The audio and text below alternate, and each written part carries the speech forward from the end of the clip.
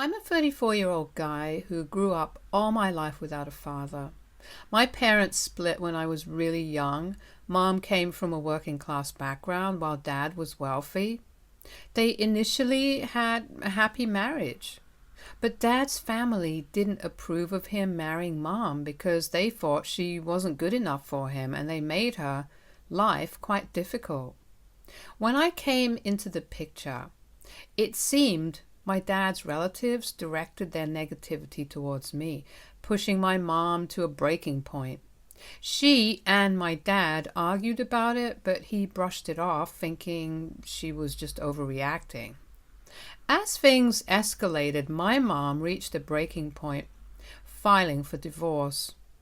I was too young to grasp it all, but all I remember is I went from living in a mansion with staff who waited on us to a much smaller apartment in the suburbs with just my mom and me. My grandparents on my mom's side were true lifesavers.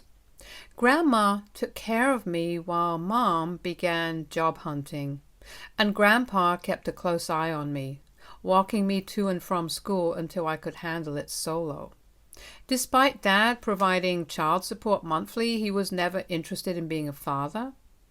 On our scheduled days together, he'd often flake out at the last minute, leaving me waiting. He gradually stopped making an effort to visit me altogether. I still remember my birthday eagerly waiting for my dad to join the celebration, yet he'd either show up late and drunk or not show at all. When I grew older and had a phone of my own, I used to call my dad all the time, but he seldom picked up my calls. My mother, maybe seeing that my dad wasn't being responsible, always tried to be there for me. Oddly, that used to frustrate me even more. I guess as a fiery teenager, I always unfairly blamed my mom for why my dad didn't want to be around. One day, when I was 16 years old, I had a huge fight with my mother and ran away from home. I called my dad hoping that he could pick me up. He didn't. So I decided to just show up at his doorstep as I knew his address. I kept ringing the doorbell multiple times until my father opened the door and was taken aback seeing me. I smiled and asked him if I could come in, and that's when I noticed a woman standing behind him. She appeared to be wearing my father's shirt, which struck me as odd at first until my dad, instead of welcoming me, stepped out of the house to talk to me. He asked me if everything was okay, and I told him that I fought with my mother, so I needed to spend some time at his place until things cooled down. However, he said he wasn't equipped to take care of a teenager. I stared at him blankly, trying to understand what he meant by that. I reminded him that he was my father. He sheepishly looked at me and told me that this was just bad timing, as he was entertaining his lady friend. He started telling me that I should return home to my mother. When my dad said that to my face, it hurt. It was like my rose-tinted glasses shattered, and I saw things as they were. Coming home in tears, I told my mom, and she hugged me, trying to comfort me. She didn't even care about the fight, which made me feel a bit better about myself. After that, I stopped reaching out to my dad. He only texted on holidays or my birthday, and even then it was just a one-liner. I quit asking him to hang out or inviting him to school events. The distance just grew from there. I promised myself I'd never let anyone make me feel small again. I wanted to build a life for myself, relying on my resilience and independence. I graduated high school and headed to college with full scholarships. During college, out of the blue, my father called me up one day. It had been years since we talked, and although I hesitated, I reluctantly answered his call, thinking it might be an emergency. From the tone of his voice, he seemed to be drunk. He happily announced that he was getting married next month. I remained stunned as he went on to say he wanted me to meet the love of his life, as he put it, and her children, who are going to be my step-siblings. Hearing this was like a pang in my chest. Although by this point I knew that my dad didn't love me, I had always chalked it up to the fact that he didn't like kids. But hearing him talk about the stepkids made me wonder if he just didn't love me specifically. He went on and on about how wonderful the stepkids are and can't wait for me to meet them. I politely declined, saying that I was very happy about his marriage, but I didn't want to be involved with his new family. He immediately started begging me, wanting me to be a part of his wedding ceremony. I didn't think this was a good idea at all and did my best to get out of it, but he seemed adamant when I talked with my mother regarding his marriage. She was as surprised as I was. She didn't expect him to call me after so many years when we had not spoken to each other. She reminded me that I was an adult now, hence I was free to make my own decisions if I wanted to reconnect with him or not. After days of contemplation, I reluctantly agreed to him, hoping this might signal a fresh start for us and that he had genuinely changed. My father invited me for dinner so I could meet his new family before they got married. The dinner was an absolute nightmare, to say the least. His fiancée, Kayla, absolutely hated me in every sense. Her stepkids, Brandon and Ursula, weren't keen on me and refused to talk. The dinner was uncomfortable, clearly showing they didn't want me there. My father remained completely oblivious to the fact and rambled on and on about how he is proud to be a dad to 3 kids now and couldn't wait to watch us all bond as a family. It grated on me to hear how he wanted to be a part of a family when he couldn't be a family man for me and my mom. He aimed to be a father to his stepkids after years of failing to be one to me. Deciding to let it slide, I kept my mouth shut, wanting to give him the benefit of the doubt that he had truly changed. As we were eating our food, he brought up his will and told me that he had had to change the ownership of his property since he was going to be married now. I nodded, not really into the conversation. Then he dropped the bomb. He invited me tonight to reveal he is transferring his entire fortune and businesses to his stepkids, Brandon and Kayla. I stopped eating, looking at him in surprise. He said he didn't want me to be shocked later, so he's giving me a heads up. I took a deep breath, asking why he was telling me now, given I've never asked for any of his money or businesses.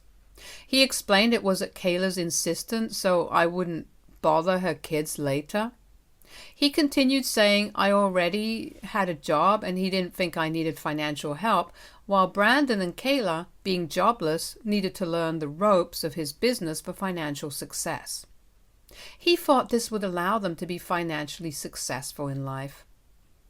I sat there, processing the bombshell he just dropped, trying to keep my composure. I asked him if he understood what this meant to me. He calmly explained that it was a practical decision for the financial future of his new family. I couldn't hold back my frustration and disappointment. I reminded him of the years he wasn't there for me, emotionally or financially, and now he was giving everything to his stepchildren. It felt like a slap in the face. My dad seemed surprised by my irritation and asked if giving away his fortune to his stepkids was the cause. I looked him straight in the eye and clarified that I didn't care about his money covering my life. What I wanted was for him to be a good parent to me. I went on to express that my anger stemmed from him prioritizing his stepkids over me, his own flesh and blood. In response, my father attempted to justify his actions, saying I shouldn't be jealous of Brandon and insisting he treated everyone the same way. But the truth was, his words only deepened the wound, emphasizing the stark contrast between how he treated his biological child and his stepchildren. Despite my anger, I decided not to create a scene at the dinner table. I finished my meal in silence, feeling a mix of hurt and resentment. It was clear that I was never a priority in my father's life, and I was left grappling with the realization that his promises of change were nothing more than empty words. After dinner, I thanked him for the dinner and said goodbye to Kayla and her kids. I left the restaurant, and upon reaching my dorm, I immediately blocked him and his entire new family. I was determined to have nothing more to do with them. After that dinner, I stopped thinking about my father and wanted nothing to do with him. Just a few days later, I got a friend request on Facebook from a guy named Michael. Without much thought, I accepted. Then bam! Michael messaged me with a picture asking if I knew these people. My brows furrowed as I downloaded the picture and saw that it was a picture of my dad with his new family. Confused, I asked where he got it and why he was sending it to me. Michael continued by saying he checked my dad's profile and found old pictures of me with him, and noticing our similar features, he assumed that I was his son. He explained that he knew Brandon and Ursula from school days and wanted to discuss something crucial with my dad. Since my dad never responded, he decided to reach out to me.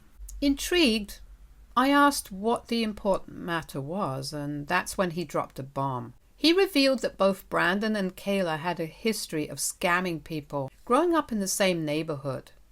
Brandon was notorious for his gambling issues and had garnered a significant debt he couldn't repay. Meanwhile, Kayla had a penchant for stealing cosmetics and dresses from local stores.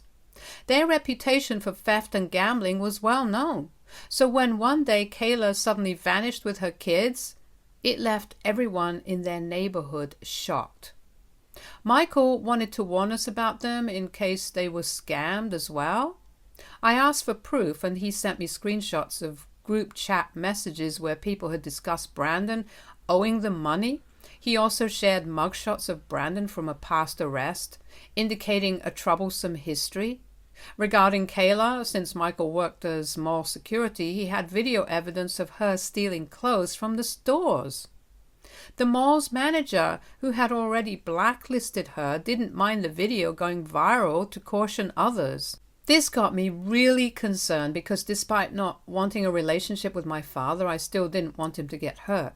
Plus, he had just handed over his entire fortune to them, thinking he would enjoy a good retirement. If these kids were indeed scammers, as Michael warned, his wealth could vanish in no time.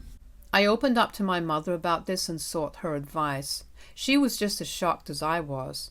We agreed, and she took the initiative to talk to him, conveying what Michael had shared with me. As expected, my dad didn't take it well and started arguing with my mother. Despite her recounting the entire story, he refused to believe us, suggesting I might be making up the story to get my hands on his wealth. Even when my mom tried showing him the proof Michael sent me, he rejected it, insisting Brandon and Kayla couldn't be involved in such things. My mother is a no-nonsense woman and immediately shut him down. She reminded him that we did our part by giving him a heads up, and now it was up to him to decide what to do. Dad continued to deny any involvement of his beloved stepchildren in scams. He even sent me an email, because he was unable to reach me on call and messages, as I blocked him, that I had gone too low this time and that he couldn't believe I would try to sabotage his relationship with his stepchildren. I was beyond pissed and decided to let this go. I knew his karma was coming to him. He had left his entire fortune to his stepkids who had a history of scamming. Even after I warned him, he blamed me instead of looking into their past, so I had done my part and there was nothing that I could do anymore. This was the last time I ever heard from my father. Both me and my mother cut him off permanently. Years passed after that incident. My mother eventually got married to a wonderful man named Luke. He's a fantastic partner to her and I enjoy spending time with him. I graduated college and currently work in a great company. Through the years, I and my mother have heard from our mutual friends that my dad hasn't been doing well. As expected, his newfound children were slowly depleting his wealth, and the businesses were accumulating a lot of debt. We never interfered, nor did we bother to check up on him. I had moved into my very own apartment and was enjoying my freedom and independence as an adult. One day the doorbell rang. Opening it, I was surprised to see my father standing there. a mere shadow of the man he once was. I couldn't believe how different he looked and asked if everything was okay. I asked him what he was doing here. He explained that he was in a fix and had nowhere to go. He had gone to my mother's place, but no one answered her bell. I informed him that my mother was on vacation with her husband. He then told me that he had to reach out to our mutual friends to inquire about my address so he could come and see me instead. He asked me if he could come in for a moment. Torn between compassion and years of resentment, I let him in with the condition that he had 10 minutes to explain himself before I would ask him to leave. The tension hung heavily in the air as I gestured for him to take a seat, suppressing the storm of emotions swirling within me. He nervously confessed that he had lost his entire fortune because of Kayla and Brandon. I didn't even flinch at the news because I knew this was going to happen one day and had warned him years ago. He went on to explain that they had plunged the business into substantial debt, unable to repay their loans. Consequently, the bank seized their family house for repayment. Now they were left homeless, residing in a motel. When he tried to talk to Kayla about her children's actions, she got furious and threatened him with divorce. She told him that her children were just trying to do what they felt was right and that he should not criticize them for it. I was listening to him quietly, but at this point I couldn't help but interject. I asked him why he was so surprised with what they had done when I had warned him about this very thing.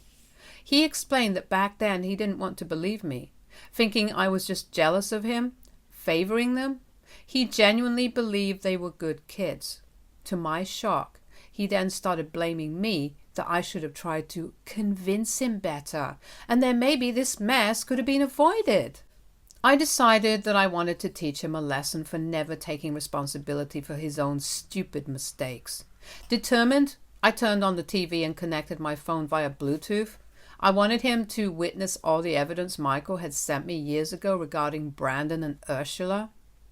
My father's eyes widened as he witnessed a cascade of evidence, screenshots, mugshots, and a video capturing Kayla's theft from the mall. The consequences of his decision to trust these deceitful stepchildren were unfolding before him. The pain, betrayal, and devastation filled the room, echoing the emotions he had unknowingly subjected me to years ago. It was a visual reckoning, a bitter recollection of the choices he had made. Mark sat in stunned silence, confronted by the consequences of his actions. The room carried the unspoken weight of truth, and I seized the moment to deliver my own verdict. "This, Mark, is just the beginning," I declared, my voice steady and resolute. "You lost everything because you refused to believe me and my mother when we told you the truth about them. Your legacy is all gone, and now you must face the reality of your decision." I expressed how, all my life, I had held on to the belief that he was a good person, only to be consistently disappointed at every turn, and now I'm glad he's getting his karma. He began protesting, suggesting I could have taken the evidence to the police, claiming it could have helped him uncover the truth about them. I shouted back, making it clear that it wasn't my responsibility to report them. I reminded him that my mother had tried to show him proof, but he had stubbornly refused. What more did he expect us to do? I firmly asserted that he had no one to blame but himself for losing his entire fortune. He should have known better. With that, I directed him to the door, firmly asking him to leave my apartment. Stunned, he exited silently. Revenge wasn't about sinking to his level. It was about exposing the extent of his misjudgment and ensuring that the consequences of his misplaced trust echoed in the haunting silence of his conscience. Although I feel great about my decision to finally show him the truth about his stepchildren, I can't seem to forget the betrayal on his face when he finally realized who they were. AITA for not convincing my dad enough when he handed off his entire fortune to his stepchildren who have had a history of scamming people. Update 1. I am overwhelmed with everyone's reactions to my post. I just posted a few hours ago and I already have hundreds of comments. The majority of you seem to agree that I had done all that I could to help my dad avoid this misfortune. To the rest, who believe that I could have done better, I just want to clarify that my mother had a very serious conversation with him regarding this, hoping that he would see the truth, but my dad refused to believe us. I didn't want to reach out to him at that time because I was too hurt and wanted to protect my mental health. It was he who took this decision without consulting anyone else. He also never did a background check on Kayla and the kids. With a simple background check, he could have avoided all of this. I don't know if I will ever be ready to have a relationship with my father, or at least at the moment, because he has put me through a lot in the past. I will, however, join therapy as advised by everyone so I can work on my issues. Update 2. Hey, something interesting has happened, so I had to update my story. It's been a few weeks since the incident with my dad, but unexpectedly, last night I received a very drunken call from him in the middle of the night. His words were slurred and he could hardly speak. Concerned, I inquired if something had happened, but the call abruptly disconnected. Worried for his safety, I made multiple attempts to reach him by calling back. A man finally answered the call and identified himself as the bartender. He informed me that my dad was in no state to walk and asked me to come pick him up. After receiving the bar's location, I immediately drove there. Upon arrival, I found my dad completely sloshed, repeatedly expressing nonsensical regrets about his actions with my mother and emphasizing that the only person he could depend on was me. Ignoring his comments, I helped him into the car. Uncertain if I should take him in this state to see Kayla at the motel, I asked if he wanted to sleep it off in my apartment. My dad replied that he couldn't go back to her. I asked him what he meant by that, and then he told me that Kayla had left him. I wanted to ask him more, but realized that he wasn't in a position to provide much information, so I drove him back to my home. As I write this, my dad is currently snoring in the next room, and I'm waiting for him to wake up so I can ask him about last night. It was quite unusual for my dad to drink so heavily yesterday. I have informed my mother, who's back from her vacation, and she's on her way to my apartment. She wants to be present when we confront him about what happened last night. Update 3. Basically, after my father woke from his slumber, my mom and I confronted him about the truth. He seemed reluctant to open up about it, so I sternly asked him not to disturb my sleep by calling me again in the middle of the night. He apologized, explaining that the reason he was hesitating to tell us anything was because he was ashamed. He then went on to reveal that Kayla had left him. After he had watched all the evidence I had shown him on my TV, he confronted Kayla, who refused to accept her children's mistakes and argued that I was making it all up. When my father threatened to involve the police, she finally confessed. Kayla revealed how her children had always been scammers. She had attempted to reform them, but they stubbornly clung to their ways. She had relocated from her town to this big city in an attempt to start a new life where no one knew them. When she met my father, she saw financial stability and hoped her children would change eventually. However, they persisted in their reckless lifestyle, accumulating more debt. She confessed that she knew about it all along, but had never imagined that they would end up with nothing. They fought even more, and Kayla confessed that now that my father had nothing to offer, she had been contemplating leaving him. She packed her bags and left. My father was almost in tears as he recounted the incident. While I felt sympathy for him, I couldn't help but reflect on how he had dug his own grave by trusting a woman over me. If only he had listened to me, he would still have his family mansion and business. My father then began apologizing profusely. Tearfully, he asked my mother for forgiveness, acknowledging the pain he had caused her. He admitted that he should never have let her go. Turning to me, he asked if I could find it in myself to forgive him. We remained silent, and my father expressed his commitment to spending the rest of his life trying to make amends with me. Kayla and my father are awaiting discussions with their lawyers to file for divorce. I hope my father takes legal action against her and her children for everything he has lost. It's likely to be a challenging legal battle, as they might not easily admit their mistakes. However, with the evidence I gave him and the information my father will gather from his business operations about their mismanagement of company funds, he might have enough to hold them accountable. It remains to be seen what happens with his divorce. For now, I hope he learns to live with his mistakes every day and realizes just what he missed out on when he left my mother and me in the past. I hope he realizes his mistakes and grows into a better man over time. As for me, I will keep my head up and try to be the best version of myself, just like my mother taught me to be. Stay tuned for more stories from our girl relationships.